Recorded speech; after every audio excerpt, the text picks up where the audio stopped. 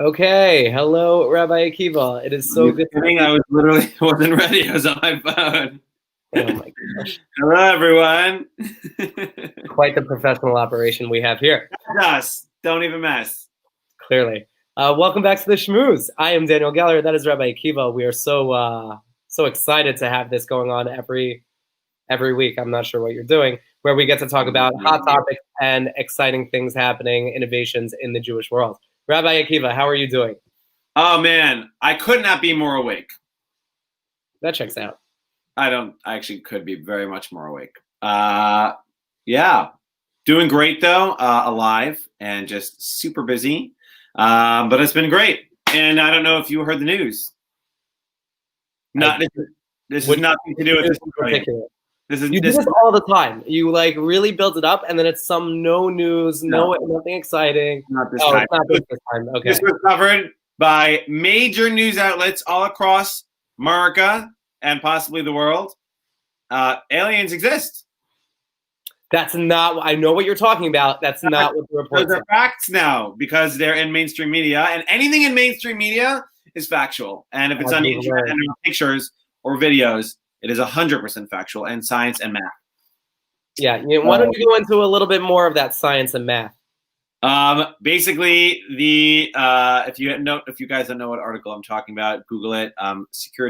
Ex-security officer, ex-security chief of Israel, Eshed, announced that Israel and America have been in touch with aliens. And they have been having conversations, and I'm really excited. I'm really excited to meet the aliens, and I'm really curious. I wonder if is it going to be like Mr. and Mrs.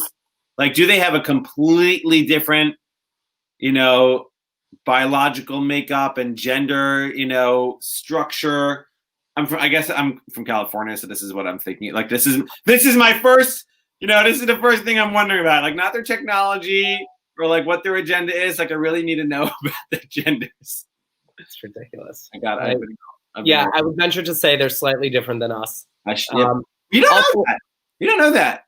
I don't care. It doesn't matter. Right? I mean, if they're from Mars, they probably have maybe an exoskeleton to protect them from the. I don't understand why you're putting this much time into this. This does not matter at all. Okay, first of all, here's the thing. I really do think that aliens could exist. If life could evolve on Earth, obviously with God involved, then God could have life evolve on any other planet. Like there's literally I'm not disagreeing. I just don't care.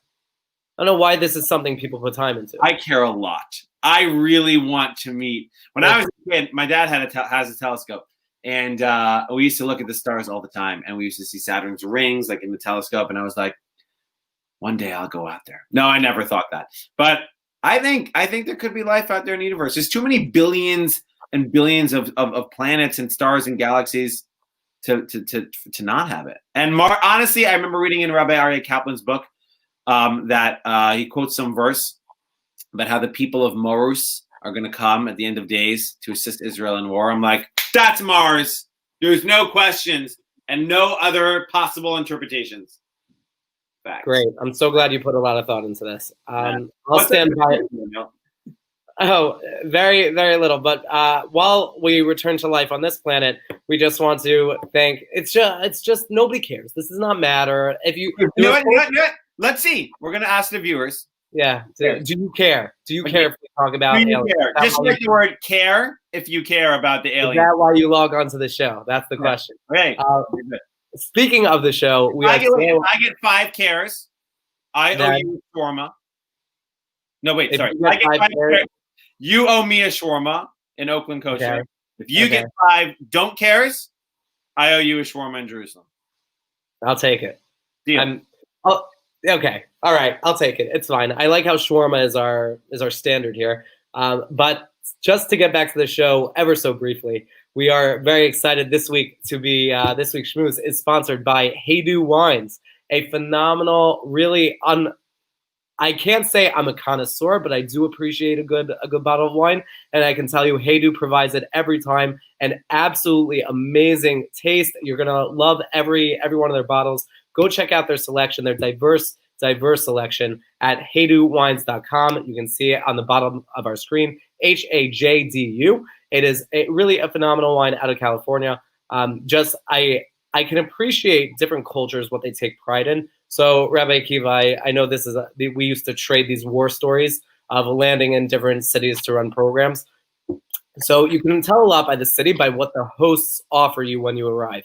And for some reason or another, I would always arrive around 1 a.m. to my host home, maybe 2. It was unclear how that continued to happen because I really don't like inconveniencing hosts.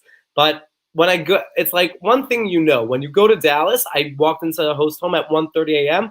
They fired up 2 barbecues. But when I came to San Francisco, when I came to California for a program, also walking in at 1 a.m., it was, can I offer you a glass of wine? So any wine. Not just any wine. Heidu wine. Oh, Heidu exactly. wine. Heidu wine. I'll tell you, I have a wine fridge, and it is, I know, right? And it is fully stocked with just Heidu wines. It's phenomenal, and I was very much appreciative of you sharing that wine my last trip to California. But that is why I feel comfortable pushing all of our viewers to go check out Heidu. Really give a taste.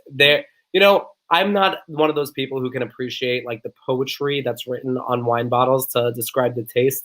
You ever read wine bottles, Rabbi Akiva? You ever see how they describe wine? Creamy. Yeah. I have a good friend out here who's a wine connoisseur. I have a few. I have many, but one specifically who I talk with a bunch, and I've seen him drink Heidu wine specifically when I have him over, when I'm at his house, and it's just, they wax eloquent for sentences on sentences about this drink, and I'm like, I wish I could do that. Actually, John Heidu, who is obviously the maker of Heidu wines, and I are good friends.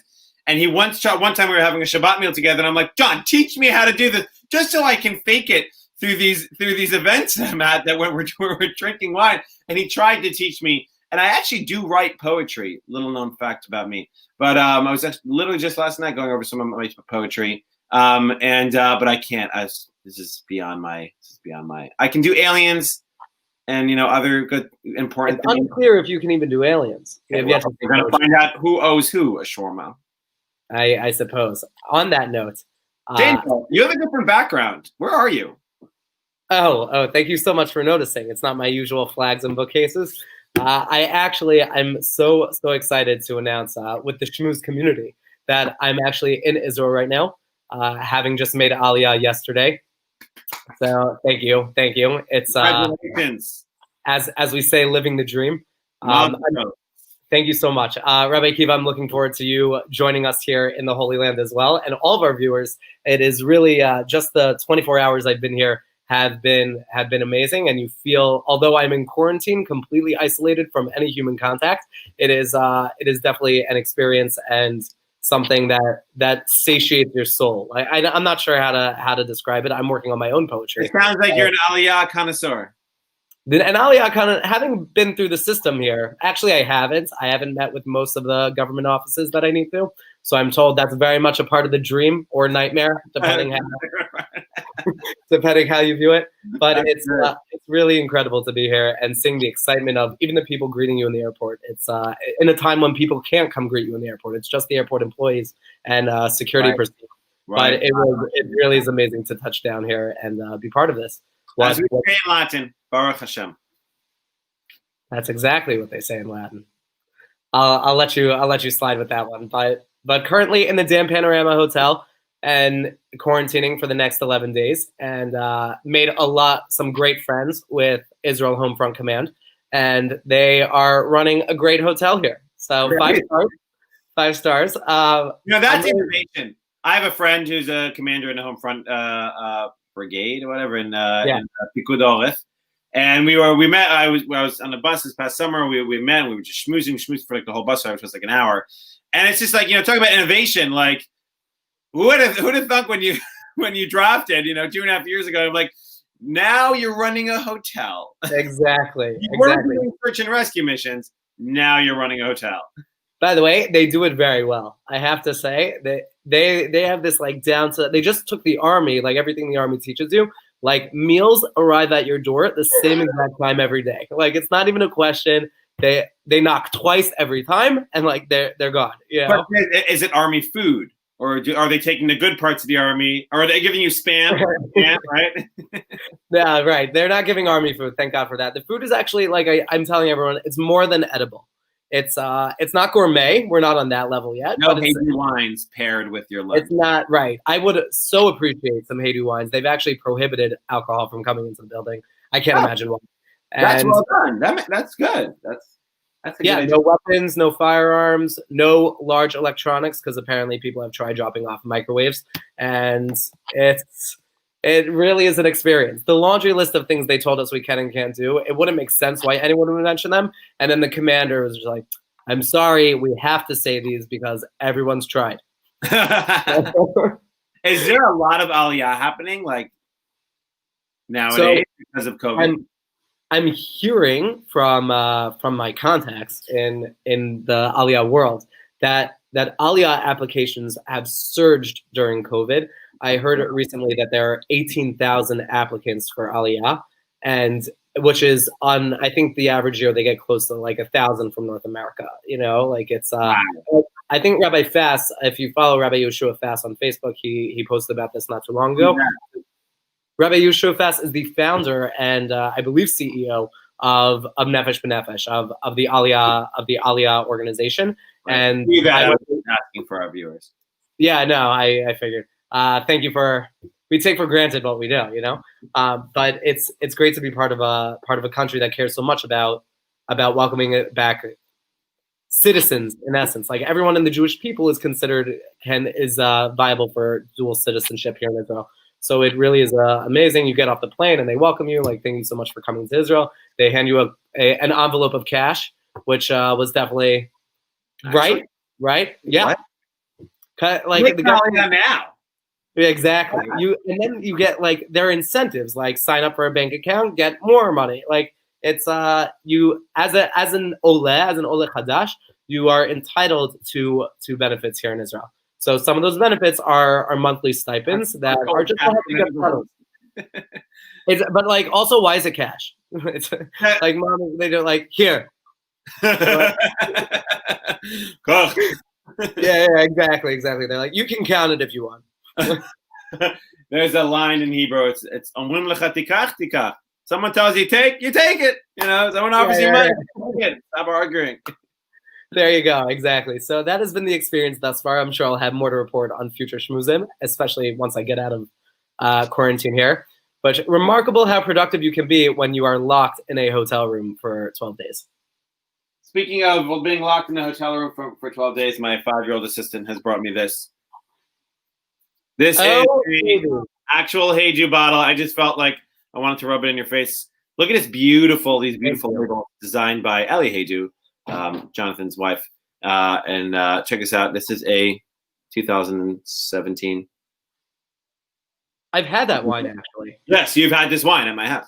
That's great wine. Yes. Highly recommend. Heiju Wines. Go check out. You can sign up for their multiple services. I think they offer subscription services. Really, you can craft your own way at Heiju Wines. Big fan. So what are you doing in Israel? Do you have a job lined up? I do. Wow, thank you so much for asking. It's nice guy. Yeah, well, it depends on the day, really. But on Wednesdays, I'm glad don't bump into me in a dark alley in the rest of the days. Mainly because I don't like being bumped into, and if it's dark, you might not see me. Your humor is okay.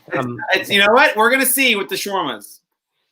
I don't remember. They aren't commenting on shawarma. They're commenting whether or not they care about extraterrestrial life and us talking about it. That was what we were discussing. Like maybe it's a popularity contest. Do you know what I'm saying? I know exactly what you're saying. Do they care about you getting a shawarma more than me getting a shawarma? So I see what you did there. That's good shtick. Okay, so I'll tell you just briefly. I'm gonna go text like 300 people, be like, I need you to comment right away on either YouTube, Facebook, or Instagram. So here, I'll change the terms of the deal because you can't do that. It's literally. No, I think you'll like this. I'll pay, instead of going to Oakland Kosher, I'll pay for your shawarma in Israel so we can schmooze over it live. I already thought about that. I want my shawarma now, son. Oh, come on. Really? You're gonna pass up a shawarma in Israel? Get out of here. No, you can get me a shawarma when that eventually. I'm sure you'll invite me to do so. But I will invite you to do so. So tell us what you're doing in Israel right now, Mr. Geller. So really exciting, a brand new opportunity to something that literally the name was just came into being a week ago. But I'm excited to announce the opportunity that I'm doing now in Israel is a new opportunity called the Global Heritage Scholars. Wow. It is it seems very prestigious. So let's hope we come up with the name, that we meet the name standards here. But okay.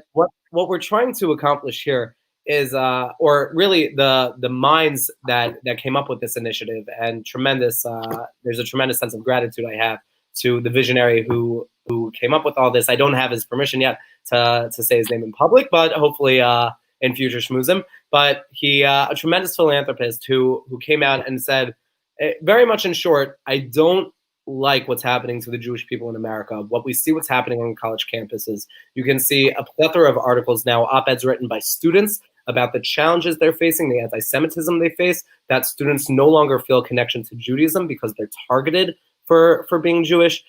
They've quit their affiliations with synagogues, with formal Jewish life, like Chabad on campus or Hillel on campus. So he said, I want to create a program that empowers gap year students to go back to America and be leaders on campus, to inspire those around them, to create Shabbos experiences, to get involved with the pro-Israel movement, to be expert Israel advocates. So we're so excited, just in a matter of weeks, where the timeline is definitely ramped up. If only I showed you some of the Google Docs that we were working on. It's almost as though overnight we're getting this overnight success, Daniel Geller. And success not yet, but hopefully, and the plans are coming together. It's so exciting to be able to offer something to our students, because how many times, Akiva, like you're in touch with your alumni? What are they saying on campus? No, this is so needed, and honestly, who better to do this than you, Daniel? I mean, you're in all of these worlds, both in terms of in touch with people on campuses, Israel advocacy, and Jewish advocacy. You know, I mean, we're Jewish, so I would say that's the religion we'd like to defend. But I think that the concept of religion globally, you know, meaning all religions is under attack on campus. It's just the idea of the divine is under attack in Western society in a lot of ways. And so, yeah, what do I hear from kids on campus? Honestly, from, you know, a really striking comment one of my alumni said, who went to Brown University, okay? Sure. An extremely liberal, you know, a student of mine, a person I'm very, very close to. We talk about once a week still now.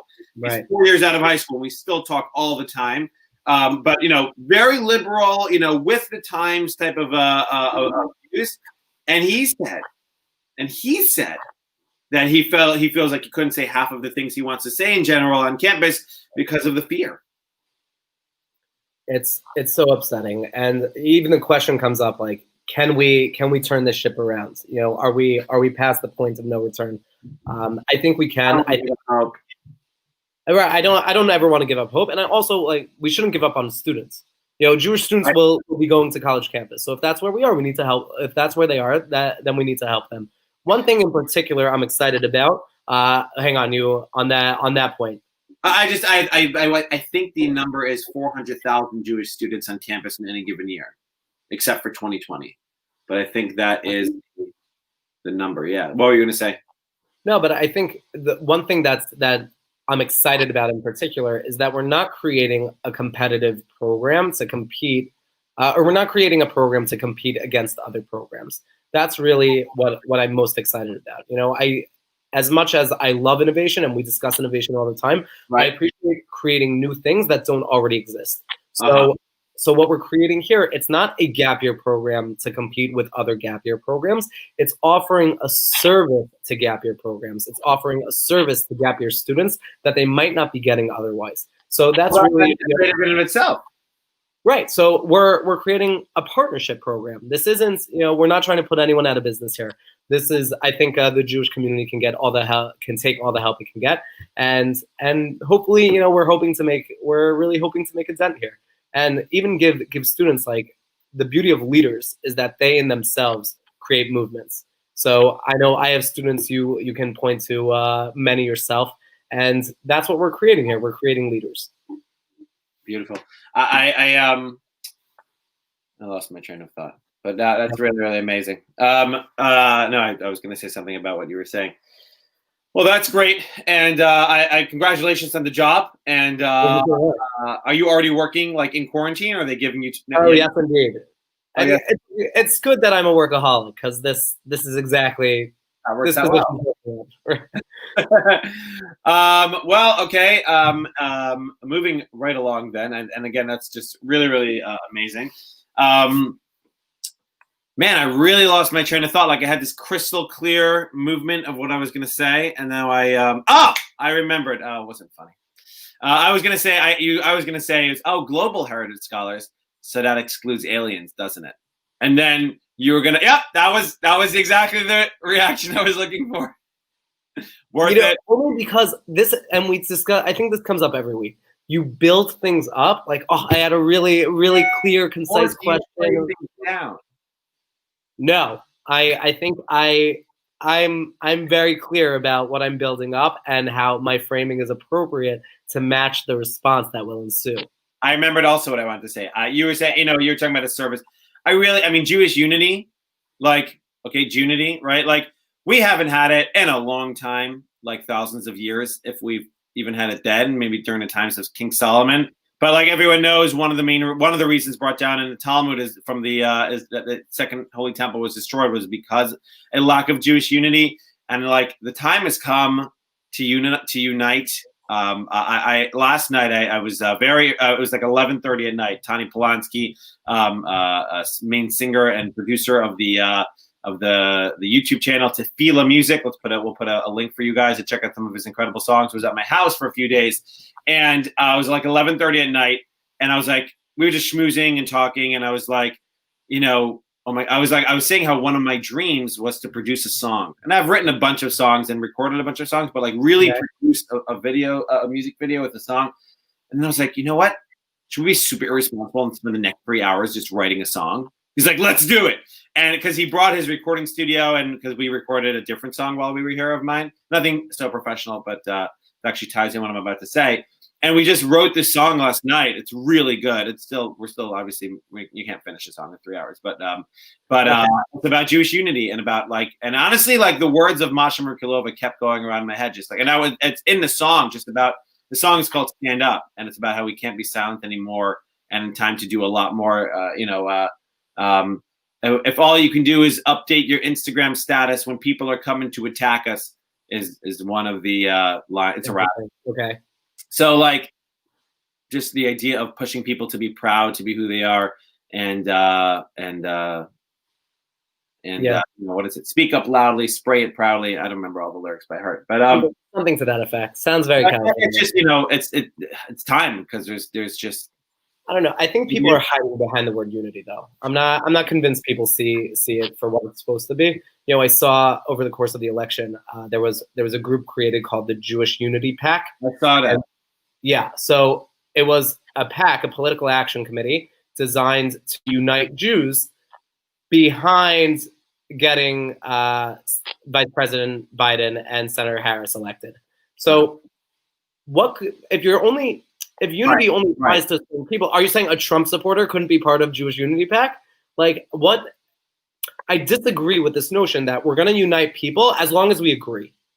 That's the opposite of unity. That's uniformity. That's not unity. Right. So the point of unity is that you disagree, that you're diverse in opinion, or there's some diversification. They love each other. Right. So I don't know. I'm like, people are all about unity as long as everyone's on the same page. So I think we've seen this kind of falsification of what unity is meant to be, to push particular agendas. On the topic of unity, I had a friend and student who unfortunately very recently passed away tragically. I'm sorry. And in a really a freak drowning accident, unfortunately. And he was literally, and this is the song I recorded 2 days ago that Tanya and I were doing. I wrote a song in his memory. We're gonna touch it up, and then maybe we'll see. It's a very kind of a pretty powerful and private. But we'll see. But he literally embodied this concept of unity. His name was Yonim, and he went to UC Davis after yeshiva. A kid from Berkeley, like, talking about out of the box. He literally checked off every single box you could ever like find, and he was in it. And he just went in and like went into these like Arabic literature classes with like a kippah and like, clearly strong Jewish guy, tzitzit. And he was like, "Hey, brothers," and like they loved him, and he loved them, and he was creating waves of peace on UC Davis, where I've had dozens of students go over the years and have talked about like the conflict and the tension, and he just came in with open arms. And like his professor, who is an Egyptian, a Muslim woman from Egypt, and I have spoken at length. We actually did a panel together on one of my classes just about how like she was brought up that Jews have horns and fangs. And I was brought up that, like, you got to watch out when there's an Arab on the street. I grew up in Israel. And yet here we are talking and finding that we have so much in common. I know that wasn't specifically about Jewish unity. It's just about unity in general. But, like, we're different people. I also want to take a moment while we're talking about this to show something that a friend of Yonim's made in his memory. This is called starkshirts.com, and it's the idea of just putting a verse on a T-shirt. Talk about innovation. Talk about things that you might not ever think to mix, but this is here right here. Yonim Schweig in a red hat, and he was a very, very special soul, and he was always looking to make the world a better place just by being a better person. Wow. And, anyways, check out starkshirts.com. Go support them. Absolutely, definitely. I'll leave this up just for okay. But sorry, my bad. No worries. But I think there's also this this notion in the Jewish community, certainly in the Israel community as well. Whenever we're faced with tragedy, which unfortunately we're no strangers to, there's never a sense of despair. The community actively moves forward, and just in this particular case of friends creating really not an outlandish concept, putting verses on T-shirts, but to do something in people's memory to make the community stronger. And I think one of the reasons why I moved to Israel is to be part of a culture that values that so much. Wow. That if you pay attention to the innovators happening in the tech world here, and certainly in the medical world, the innovation is driven by people who are suffering from debilitating illness or struggles and tragedies, and they've committed their lives to making life better for others. I think Rewalk is one of the greatest examples of this. Sure. For those who don't know, it was created by a paraplegic, and he created a walking system for those who are paralyzed from the waist down. So although he himself can't benefit from his technology, he's allowing people who were previously told they would never walk again the ability to walk with technological assistance. Incredible. And I think that's the story of the Jewish people. It's definitely the story of Israel. And we're always innovating, trying to create a better outcome for everyone, and to unite. Our technological advances aren't just for Jewish people around the world.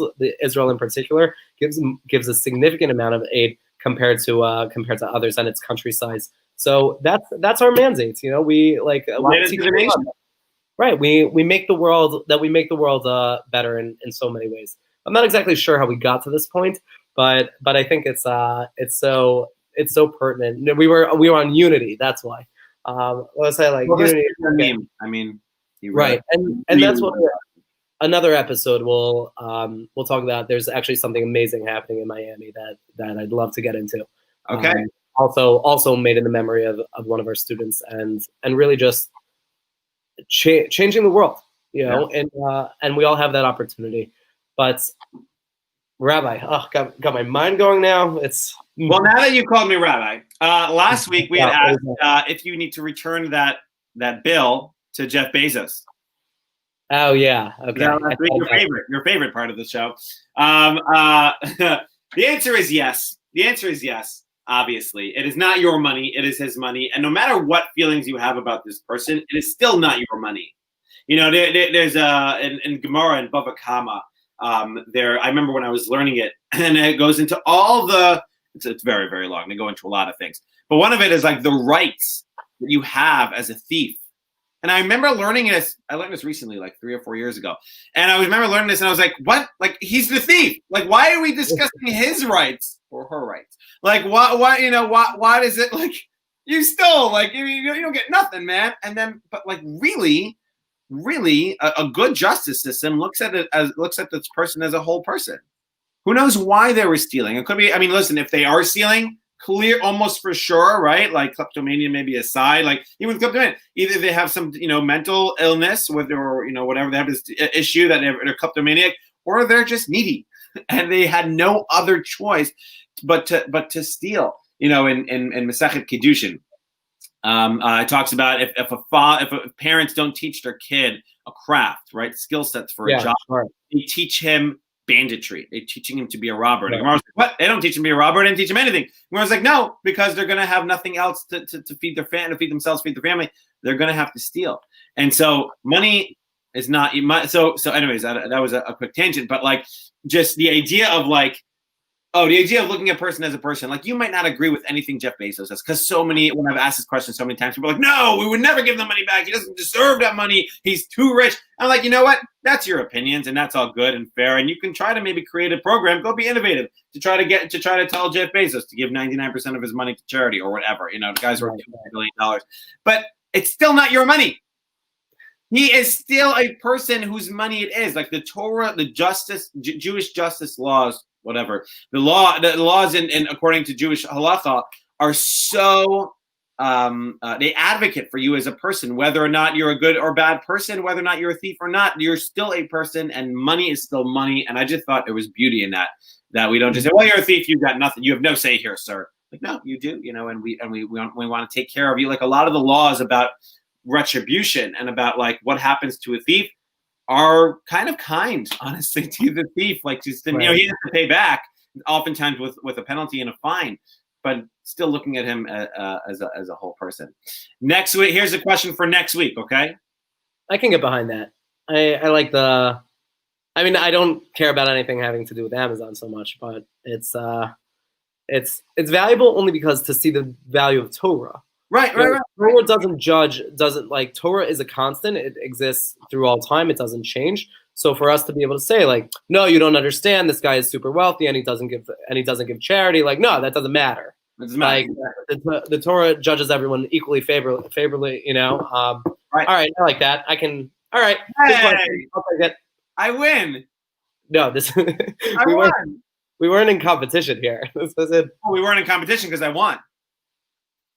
Do we really want to go through all the times that I've won? Because I'm not sure we have that type of time. Fair. I will give credit that fair. All right, for next week before we wrap up. And again, thank you to Hey Do Wines for your sponsorship, your generous sponsorship. If you'd like to sponsor an episode of the Schmooze, although the next few weeks, thank God, are all sponsored, but sponsor an episode of the Schmooze. Check us out. Our email is schmooze. You almost had it. info@schmoozewithus.com. That's schmooze spelled SCHMOOZE, which evidently is a point of contention that we get into here on the Schmooze. But I'm glad. I've come around to. Anyways, to next week's question is: I was in I had a business meeting years ago in a local eatery, which was not kosher, and I am a kosher, fully observant Jew. Got this bad boy right over here. And my question was, should I wear a kippah when going to this very non-kosher restaurant? Meaning, like, it wasn't just like an ice cream store that also had non-kosher toppings. This was a full-on non-kosher restaurant where I ordered a water and, probably could have ordered a salad. There's ways around it. I just wasn't per se hungry. But should one wear a kippah and if you're ever in a situation like that where you're going to a non-kosher restaurant? That is a question for next week. Let us know what you think in the comments. Let us know what you think in the comments. But more importantly, let us know if you care about aliens or don't care about aliens in the comments, because there's a shawarma on the line here. Okay, fantastic. Thank you so much to all of our viewers for staying with us, for watching the Schmooze, supporting us as we discuss hot topics and innovation in the Jewish world. Rabbi Akiva, always a pleasure to be schmoozing with you. And to our audience, it's been great schmoozing with you. It's been great schmoozing with you. Yeah, I thought we were supposed to say that in unison. But then it would. I don't think it would be. All right. Till next week.